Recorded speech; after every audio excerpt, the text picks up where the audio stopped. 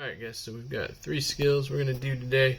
Exponent rules, variable only, exponent rules, variables, and coefficients. So those are pretty similar. And then finally, simplifying radicals. And as usual, I will label the notes in those 3 sections as well. And I recommend you take the notes for a given section and then go ahead and try the problems of that section before you move on to the next section of the notes. Alright, so here we have basically just 2 types of problems. So essentially just 2 types of exponent rules that we are going to go over. Should be pretty straightforward. Alright guys, so we are going to be looking at exponent rules for a few days. We're going to start with just 2 rules, and this is the exponent rules variables only skill on Delta Math, and we will be adding in more and more rules over the next few days, but we're going to start with just these 2 situations. Alright, so we have x squared times x to the third, and we have x squared raised to the third. Alright, so very similar situations at first glance, but 2 exactly different rules. So here we have a base times a base, alright? And when it's a base times a base, what we're going to do is we're going to add the exponents. But what I like to show you first is that you can always expand it out. By that I mean, what does it mean for x to be squared? That means x times x. What does it mean for x to be raised to the third power? That means x times x times x. Right? That's what x squared means, x times x, and x to the third means x times x times x. And they're being multiplied together. So in total, guys, we have 1, 2, 3, 4, 5 x's, right? In other words, we have x to the 5th power. So base times base, we're going to add those exponents. Here we have power and a power, right? So we don't have the same base written twice. We have a power of a power. So in this situation, guys, again, first I'm just going to expand it out. So what does it mean for x to the second to be raised to the third? Well, for anything to be raised to the third, that means I'm going to have it 3 times, right? So I have x squared times x squared times x squared, right? I have x squared 3 times. Once, twice, 3 times. And then, guys, I'm expanded out each of those. So I have x squared, of course, is x times x. X squared is x times x. And then x squared is x times x. So in total, y'all, I have 6 x's, right? 1, 2, 3, 4, 5, 6. 6 total x's, or x to the 6th power. So here, the rule was when we have powers of powers, we multiply the 2 exponents. Alright, so let's just write those 2 rules down as notes. So base times base, add exponents. Alright, and I'm going to put b for base raised to the s power times b for base raised to the t power. So you have the same base, that is important, they do have to be the same base. We're going to have b to the s plus t, right? You add those exponents. Alright, then of course the other situation is powers of powers, or power of a base.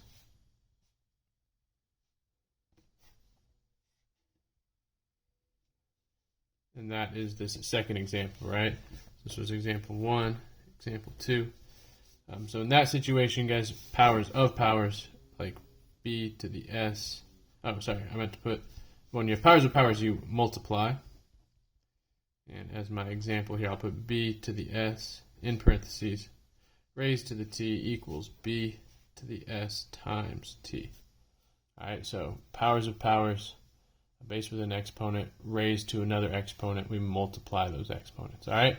So again, students often get confused between these 2 situations, but I want to point out once more, what can you always do? You can always just expand it out. Or think to yourself, what would happen if you expand it out, right? If I were to expand this out, I'm going to have 2 x's and 3 more, makes 5. Here, if I expand it out, I'll have x squared 3 times, so a total of x to the 6th, right? So you can always think of that, expanding it out, if you can't remember the rule off the top of your head. But I like to make students say, base times base, you add, powers of powers, you multiply. Alright, let's just do a couple more examples that I'm going to grab from Delta Math here.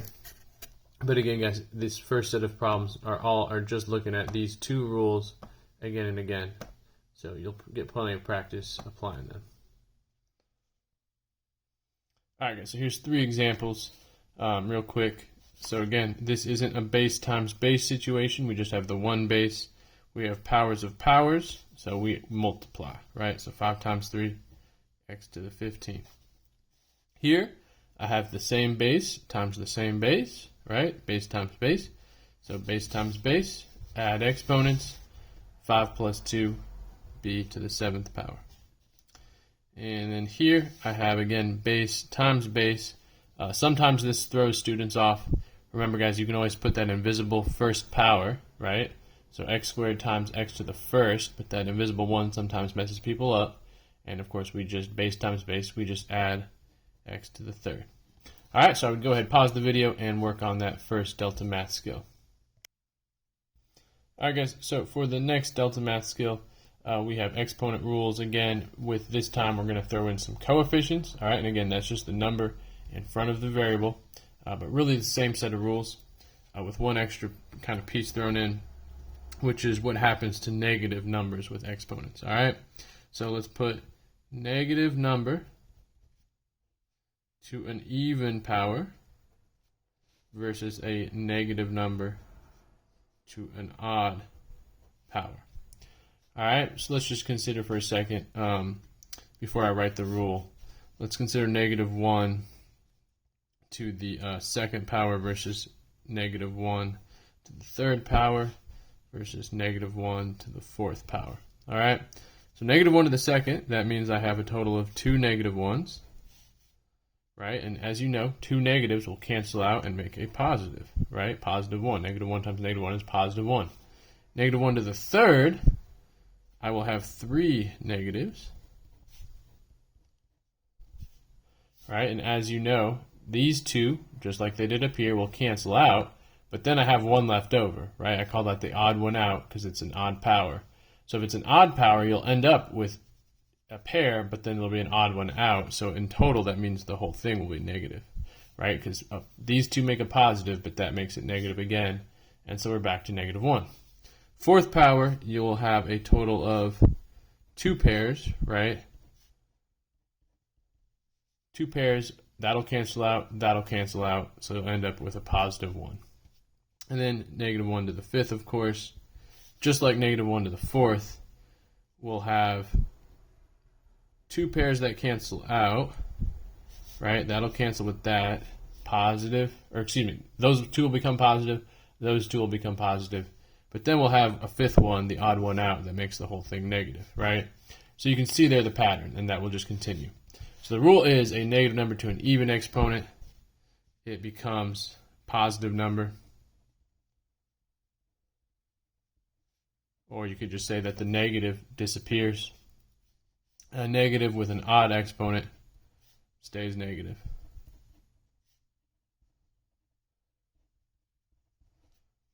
All right, so that's the big thing that's really been added. And other than that, guys, just a couple of the notes here, and then I'll do some examples. I usually don't forget that coefficients, the number in front, get powers 2 when they are in parentheses.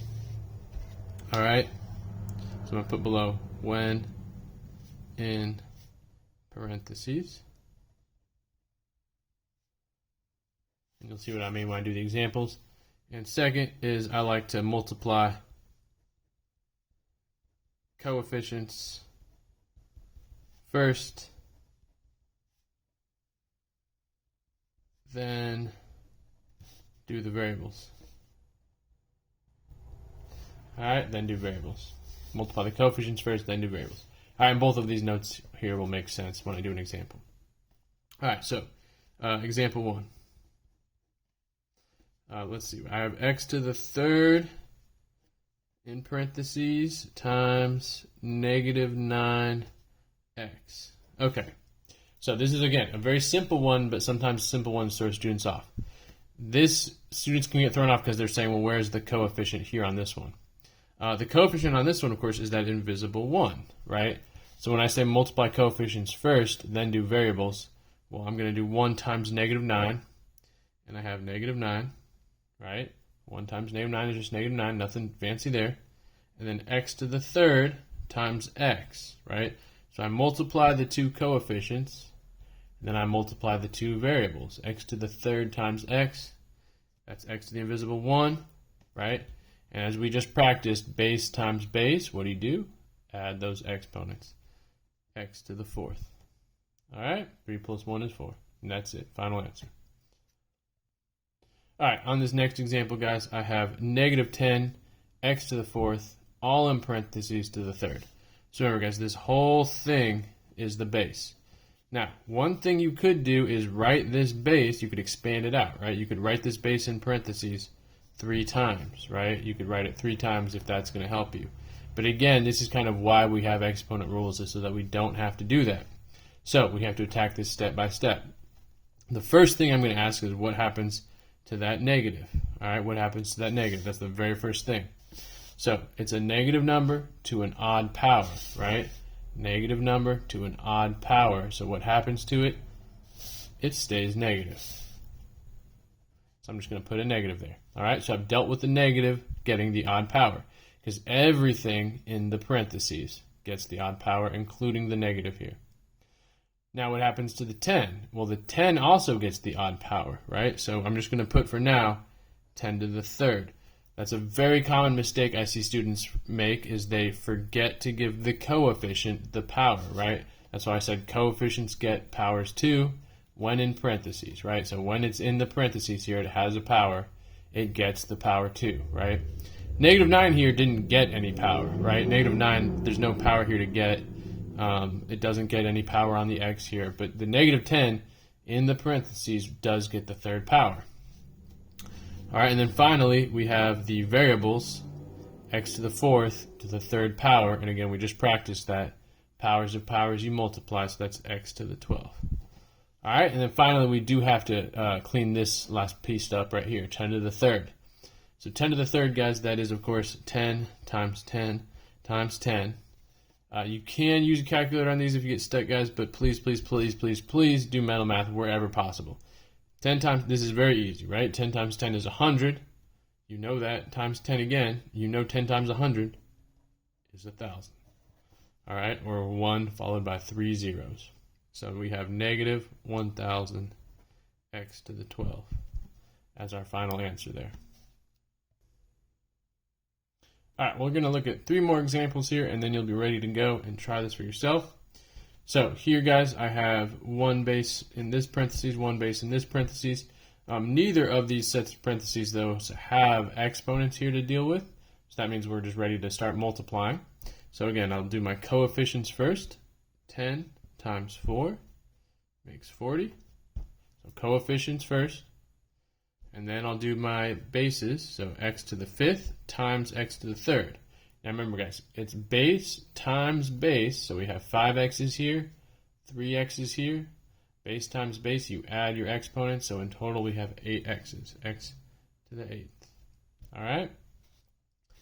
On this one, guys, we have, in parentheses, the base of negative 2x to the third, all being squared. All right, so again, let's go step by step. The negative gets the square. So what happens to a negative number or a negative when you square it? It becomes positive. So we can put a plus there if we want, just to remind ourselves, or just put nothing at all, right? 2 gets squared. So of course you could do that in your head real quick, or you could write it out. 2 gets squared. And then x to the third gets squared. So powers of powers, we multiply. X to the 6th. Last cleanup step, 2 squared, of course, is 4. So we have here 4x to the 6. All right, is our final answer. And then one more hard one here that I just kind of made up just to illustrate all the rules. All right, so let's do this base first to the third. So the negative gets the third power, right? Negative number getting an odd power, any odd power, 3, 5, 7, and so on, will stay negative. So I'm going to put a negative sign. Then x squared gets the third power. So powers of powers, we multiply. X to the 6th. So I've done that one. So now I'm going to come over here and focus on this one, right? It's like a separate problem. So negative gets to the fourth power. So a negative number getting an even power turns positive, right? Or I can put nothing at all. 2 gets the fourth power. So I'm just going to put 2 to the fourth. And then x to the 4 gets the fourth power. Powers of powers, you multiply. 4 times 4 is 16. All right, so I got and then finally, right, I'm multiplying these two expressions, this expression and this expression. I'm multiplying them together, so I still have to multiply them together here. So the first thing I'm going to do is say I have a negative times a positive, right, which is still going to be a negative. 2 to the fourth, you could use your calculator or you could just do it like this. 2 times 2 times 2 times 2, right? 2 times 2 is 4, times 2 is 8, times 2 is 16. All right, so 2 to the fourth is 16. And then I have x to the 6 times x to the 16, right? I have x to the 6 base times x to the 16. So base times base, I have to add those exponents. So 6 plus 16, well, 6 breaks down into 4 and 2, right? So 16 plus 4 makes 20, and 2 more makes 22. So x to the 22. And that's my final answer. Negative 16, x to the 22. Oh, and guys, just real quick, just as an extra thing here, that extra note that students always forget, always mess up. Just don't forget the difference, guys, between doing x plus x or 2x plus x, all right, versus what we're focusing on today, which is x times x or x squared times x, right? Totally different things. Adding variables, we're just going to add the coefficients, right? X plus x is just 2x. Apple plus apple is 2 apples, not 2 apples squared, right? We're just adding 2 x's. 2x plus x, just adding the coefficients. 2x plus 1, 3x, right? So if we're just adding, we don't change our exponent rule, right? We don't use any exponent rules. We're just adding coefficients. If we're multiplying, then we're using exponent rules, right? X times x is x squared. X squared times x is x to the third. All right? So take a minute and look at that. That is a very common misconception, or things that students confuse with each other, right? Adding versus multiplying. All right, guys, you know what? I kind of changed my mind. I'm not going to tackle a third skill since I know a lot of students still have to finish up work from the assignment from yesterday, which, again, you should do first before you do this one. What instead I'm going to do is just add a couple more practice problems here and here, but I will eliminate this skill entirely for today to make up for it, all right? So you will just have those 2 skills to work on. And, oops, I should assign that to y'all. Boom, boom. Okay. Anyway, so yeah, y'all should, of course, work on the previous day's assignment if you haven't already, finishing up combining like terms. All right? Other than that, guys, I hope have a good one, and I'll be back soon to answer any questions.